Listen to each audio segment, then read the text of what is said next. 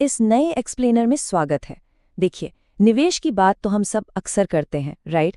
लेकिन क्या कभी सोचा है कि एक बार पैसा लगा देने के बाद वो असल में जाता कहाँ है? उस पूरी मशीनरी को चलाता कौन है जो पूंजी को सेफ भी रखे और बढ़ाए भी? तो चलिए आज सीधे मुद्दे पर आते हैं। आज हम एसेट मैनेजमेंट कंपनी यानी एएमसी की पूरी इनसाइड स्टोरी डिकोड करेंगे। हम जानेंगे कि पैसा किन रास्तों से गुजरता है और कौन से मजबूत सिस्टम्स इसे हर कदम पर सुरक्षित रखते हैं। चीजों को बिल्कुल क्लियर रखने के लिए आज का हमारा रोड मैप कुछ इस तरह होगा।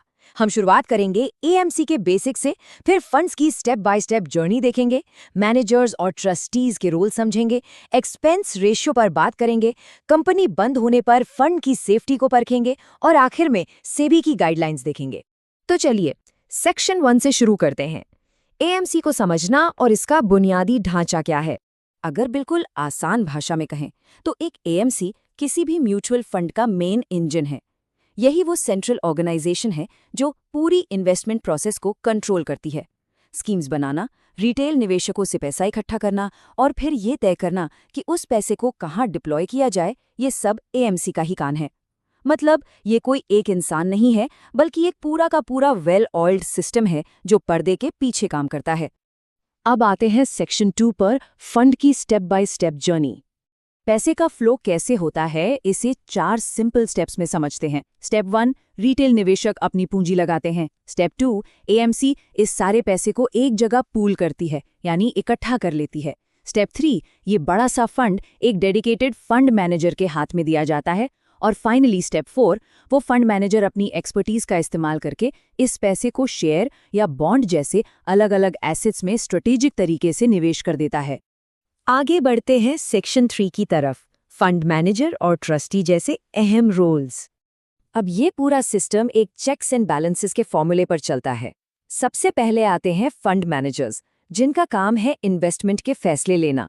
लेकिन वो अकेले काम नहीं करते, एक पूरी रिसर्च टीम डेटा एनालाइज करके उन्हें बैकअप देती है। फिर आते हैं ट्रस्टी, इनकी जिम्मेदारी बेहद क्रिटिकल है। ये पूरे ऑपरेशन पर कड़ी नजर रखते हैं ताकि निवेशकों के हितों के साथ कोई खिलवाड़ न हो।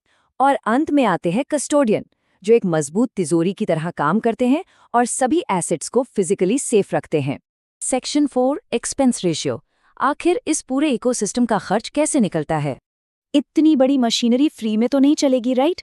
यहीं एंट्री होती है एक्सपेंस रेशियो की।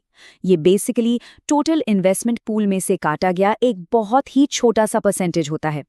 इसी छोटे से हिस्से से एएमसी अपने मैनेजमेंट का खर्च, रिसर्च टीम की सैलरी और फंड मैनेजर की फीस कवर करती है।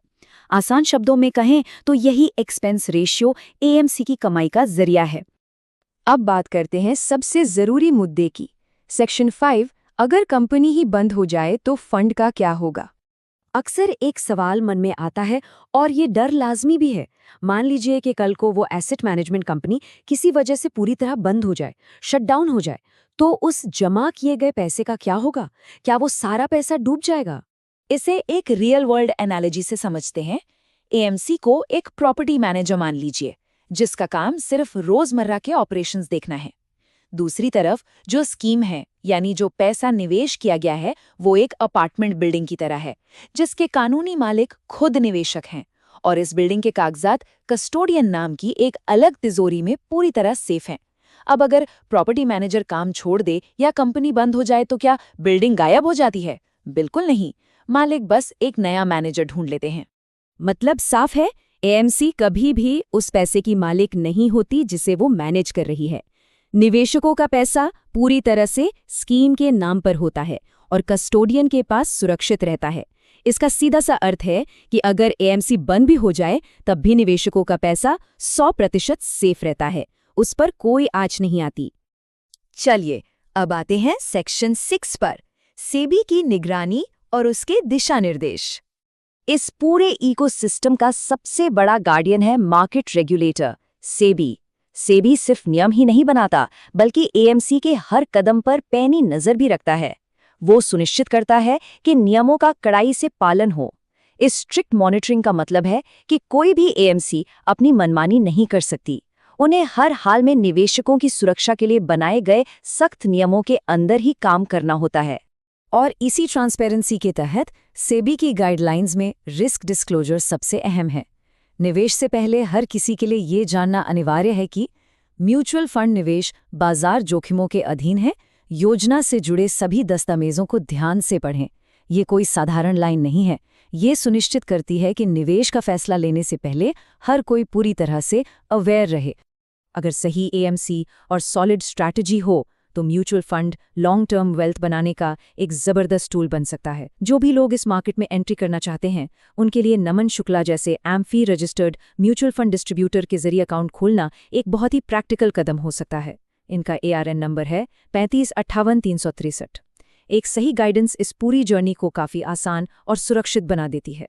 तो अब जब पूरी पिक्चर सामने है, जहां एसेट्स का इतना क्लियर बंटवारा है, कस्टोडियन और ट्रस्टी जैसे मजबूत रक्षक हैं और सेबी जैसी सख्त रेगुलेटरी बॉडी मौजूद है, तो ये सब मिलकर एक ऐसा सेफ्टी नेट बनाते हैं जिसे भेदना लगभग नामुमकिन है।